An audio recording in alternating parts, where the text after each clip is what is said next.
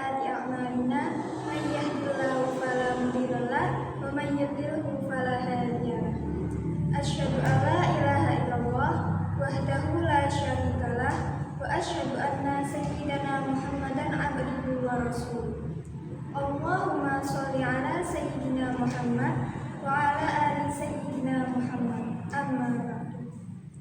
Ingkang kinurmatan Bapak Kepala Desa lan ingkang kula hormati sedaya jamaah kajian rutin malam Kamis Wage. Ingkang sepindah sumangga kita aturaken puji syukur dumateng Gusti Allah ingkang Maha Agung ingkang sampun paring keselamatan karaharjan dumateng kita sedaya sehingga kita saged makempal wonten ing papan panggenan menika.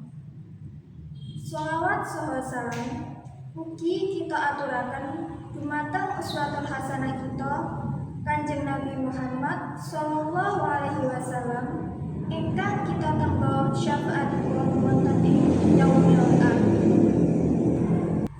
Wonten ing mriki tepangaken nami kula Rizky Anissa Oktaviani minangka pranata adicara wonten ing kajian menika.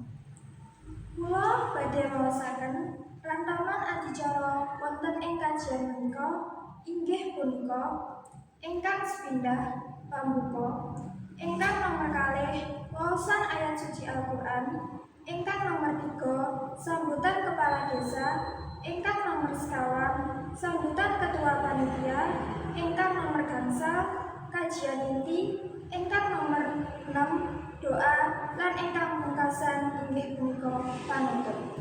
Sumangga kita bikak kajian menika kanthi waosan basmalah sesarengan. Bismillahirrahmanirrahim. Mugi-mugi kanthi waosan basmalah kala wau adicara saged lumampah kanthi lancar. Amin. Salajengipun adicara ingkang nomor kalih inggih menika waosan ayat suci Al-Qur'an ingkang dipun waosaken dening Saudari Amelia. Dumateng Saudari Amelia wekdal saha papan kula sumanggaaken.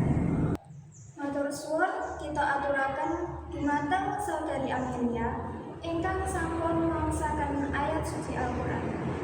Mugi-mugi saged nambah keimanan kagem kita sedaya. Salajengipun adicara ingkang nomor 3 inggih punika sambutan Bapak Kepala Desa. Dumateng Bapak Kepala Desa sasana saha wicara kula sumanggaaken. Matur suwun dumateng Bapak Kepala Desa ingkang sampun ngaturaken sambutan wonten ing adicara menika. Kalajengaken adicara ingkang nomor sekawan inggih punika sambutan ketua panitia.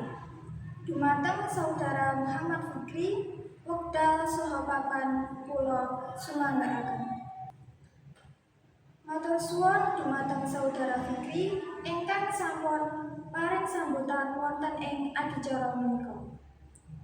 Sakmenika kita sampun wonten ing adicara inti inggih menika kajian rutin malam Kamis Wage ingkang dipun aturaken dening Bapak Ustadz Ahmad Abdul Latif. Dumateng Bapak Ustadz Ahmad Abdul Latif sasana saha wicara kula sumanggaaken. Matur suwun dumateng Bapak Ustadz Ahmad Abdul Latif ingkang sampun ngaturaken kajian wonten ing dalu menika. Mugi-mugi kanthi kajian menika saged nambahi keimanan kagem kita sedaya saha ketakwaan dumateng Gusti Allah ingkang Maha Agung. Saderengipun kita tutup, sumangga kita doa sesarengan supados pangertosan kala wau saged tumebet wonten manah kita sedaya. Dumateng Bapak Ustadz waosan doa kula sumanggaaken. Jamaah sedaya, mugi-mugi ilmu ingkang kita gayuh saged dadosaken kita supados tiyang ingkang becik lan maringi manfaat kagem tiyang sanes. Kita mungkasi adicara menika kanthi sesarengan. Alhamdulillahirabbil alamin. Kula minangka pranata adicara wonten ing kajian menika mbok pilih kathah kalepatan anggenipun kula matur, kula nyuwun agunging pangapunten. Kupat kecemplung santen menawi lepat kula nyuwun pangapunten. Wassalamualaikum warahmatullahi wabarakatuh.